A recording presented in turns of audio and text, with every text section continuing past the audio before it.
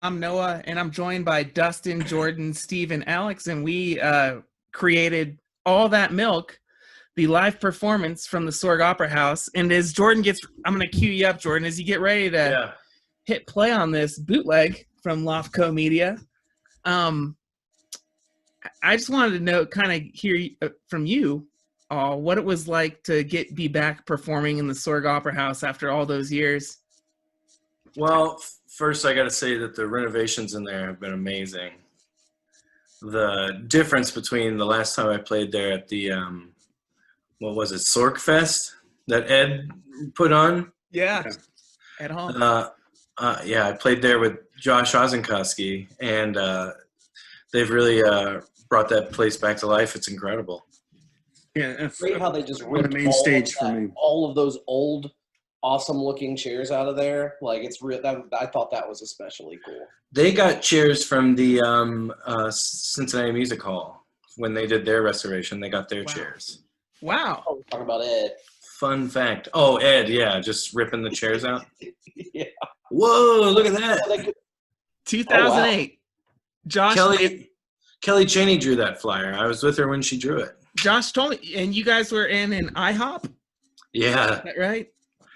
2008. This is, how many years ago is that? 12? Yes. That's the last time I played the Sorg Opera House. And a lot. It was one of those shows where there were a lot of people before I started playing, but by the time I got to song 2, there weren't as many people in the room. It was weird. I love those shows. I don't know if it was just everybody had like an emergency or what it was.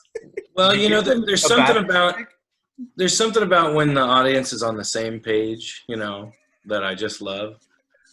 And when they soundly reject what you're doing, and you know that you have what it takes to influence a whole group of people like that. Well, that's why this show was honestly, this is so weird. Like with this musical that we performed, it was actually maybe one of the first times I've ever performed where there were the same number of people at the end of the show in the crowd as there were at the beginning. Yeah. I think there were more. Pretty incredible. There might have been more. A lot of people were hanging out outside as the show was starting. We sold too many tickets. We did. We can get into that, of course, but yeah. It was a people little inside might have been texting people to come while it was happening. Like, oh my gosh, this is occurring. You need to buy a ticket. Yeah. Like, I'm missing the opening scene. Like, it doesn't matter. Be here for the rest. It was kind of like Empire Records when they were performing on the roof at the end of the movie. Spoiler alert. But it's kind of like that kind of scene. You mean the Beatles when they were... Yes, sorry. I don't know why I said Empire Records. Yeah. I always get them confused. Yeah. Yeah, one is a movie and one's a band. All right. So you ready to play this thing? You ready to... Yeah, you ready? This wonderful once in a lifetime performance. All right, so as the crowd is settling into their seats that you'll hear at the beginning of this. Are you ready? I'm ready. All right, here we go. You'll also hear the orchestra warming up. And this was crazy because we had to pay, I think, something like $700 for the Butcher Shop Quartet. And they played for a total of 34 seconds on the album. Can you hear it, Jordan? Because we can't hear it. Yeah. Oh, you can't hear it? We can't hear it. It's gone. Did my share stop? Hold on. Let me see. Here we go. I'm not going to edit anything out. That's fine. It's going to help me to know, is this going to be as a... Here we go. Sorry, Dustin, you go on with that question there. Oh, no. Is this going to be out as video or audio only? I think video, right? Jordan wanted to do video. I was going to do audio only. Well, I just look so good right now. He does look good, so I'm in favor of video. I would have wore my All That Milk shirt that we sold that night. Oh, you got one? What about those? Yeah. I didn't get one. They sold out. Yeah. We finished. They were all sold. Yeah. Okay, I'm gonna go ahead and hit play again. Yeah, I had one, but I grew out of it. I think you guys were all on stage. All right, everybody hears this, right? Yeah, I can hear it now. Okay. You hear that? Those violins warming up. $700. Crazy.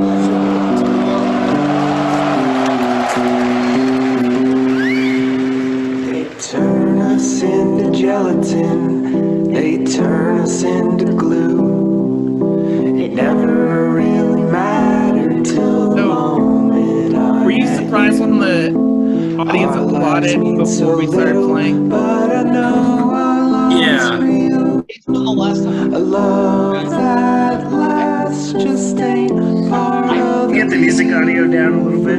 Yeah, I can't hear Steve Maybe. very well. How's this? I'm so glad I met Go ahead and talk a little bit, Steve. I was just saying, I mean, I didn't know just I can't wait to sleep I at didn't know night that, to see you in my dreams. you well received there. I'll say this, it felt really good to hear it right off the bat. It put me in the place it did. Yeah. Right. Yeah, that's there's like the real give and take relationship with the audience. There you just feed off of that energy and they feed off of yours. Which I'm not used to. It was really distracting for me. I thought they were cheering the orchestra, but it could have been they were hyped for us. I never thought of that. I was in the back. Did you happen to see what they were looking at when they started clapping, or? Yeah, I was in the back. You guys were out front. Okay. So here's a fun fact about cows. The average cow lifespan is 18 to 22 years, but for a dairy cow, 5 years. That's gonna This is come a up a lot fun this song. fact. You'll Why hear is this so later much shorter? in the song Factory Farm, the line 5 years of labor. It actually shows up in this song too, because Blue. Bowie's song is about too, I heard. Yep. Oh yeah, loved you for 5 years. I loved you for 5 years, and that's when she is terminated. Well, remember when we couldn't find a good hammer prop for this coming up section, and we almost had to use Thor's hammer in backstage. But Thor was not available. That would have looked silly. I know. I tried to call him. He's kind of like Jordan Freeman in that he kind of selectively replies to texts. And only Thor would be able to play Thor's hammer, I guess. Yeah, true. So, in this scene, every time you hear a clank, for everyone who wasn't at the show, a cow is getting hit in the head with like a hammer on an assembly line, and they're just getting killed one at a time. It's So pretty, every one of those clanks. pretty gruesome. Thor's hammer. On cow blood, we used the real thing. Yeah, a lot of cows were murdered for this production. Well, not specifically this production, right? Or yeah. Oh yeah, it was just like every show we had to murder however many cows were for the per hammer hit. Remember, we had to pay a fee for cleaning afterwards. There was a lot to clean up. And we were not even like the Native American tradition where you use all the animal. We didn't use any of it. We Just the blood. Threw it all away. Just the blood. It was gross. It was easier to just throw it away. So this is the overture, huh? Yeah, so this was a pain in the ass to perform. I don't know if you realize how difficult it was. We had 3 synthesizers set up, and I would rotate from synth to synth. Because, each song, it has a different synth sound. Yep. But Alex would go in behind me and set up the previous synth for the next synth sounds. So I would just rotate from one to the other, and Alex would be in there behind me, reprogramming the synthesizer. Oh yeah. It was a lot of work. It's like when Darren Brown played those 9 simultaneous games of chess. Well, Yes. it's more like when Kid Rock did that one show, and he just moves from instrument, but he's still singing. Oh yeah. Go It's on. like that, but with no one. Yeah, that was it felt a lot like that mentally. Like we just kept. It was good. It moved across the stage. It was engaging. This worked, but it was worth it. It was cool that he showed up to the Detroit performance. So this part right here, you hear that? That was not a synth sound. And there were like weird things that kept happening. Like, I'm not a believer in supernatural stuff either. I know that Steve, you are. After your experience with Big Time Pharaohs. That's a whole nother topic. Yeah, that's why I'm bringing it up. I talked to Howard about ghosts. I mean, are you asking me if I saw the ghost in the Opera House? Yeah. And not just the first time. I saw some ghosts this time that I saw years ago. I was Still, worried, but still just as shitty. when we were talking about those chairs, dude, some of those chairs could have been haunted. Those seats they moved out. There might still be ghosts. You got one up in your green room, Jordan. You got one of those haunted sword chairs. Oh yeah, it's true. Yeah. But here's my question. Like, we were all standing there with you watching the same things, but you saw ghosts and we didn't. How do you explain that? Denial. For you or for Uh, us? Okay. you're all We're in denial. All of us are in denial except for you. can't accept it because you can't explain it. Well, I mean, you can't explain something if you don't see it or notice it or perceive anything. You can act like you don't see it. You don't want to see it. That is true. I don't want to see a ghost. That would be scary. I accept what my eyes tell me always. Yeah, that's And fair. sometimes even when I can just sense it. Yeah. He showed me a picture of him. Showed me a picture he took of one, and then Yeah, do you I have a saw ghost it, picture? and we looked again, and it was gone in the picture. How did it change? Back to the Future, maybe. Maybe like it traveled from the past and messed something up. Oh, great, time travel ghost. That's not scary. Yeah, that would be a worst case scenario. Why don't they stop themselves from being ghosts? What happened with Brian? Was Brian's bass like unplugged in this song? Because I was getting nothing on the board. We thought What that his Oh, there it is. that looks a lot like one of the ghosts from Pac-Man. He had to recreate it because That's where they got their start. Is that where they got the idea? Maybe the Pac. I wonder. We should do some research, see if the Pac-Man creators ever spent any time at the sword. You know, it wouldn't surprise me. I heard that the ghosts in the Pac-Man game all represented one of the different developers of that game because they all died mortally, and they were all criminals. I have read that. I don't believe it. Snopes proved that one wrong. Oh man, Oh, you could hear the audience laughing there. Yeah. Yeah, I feel like they're the full Is that the only F word on the in the whole production? Yeah, the Act 1 had an explicit rating on iTunes. How does that work for the grant you're trying to get for this, Noah? Is the profanity?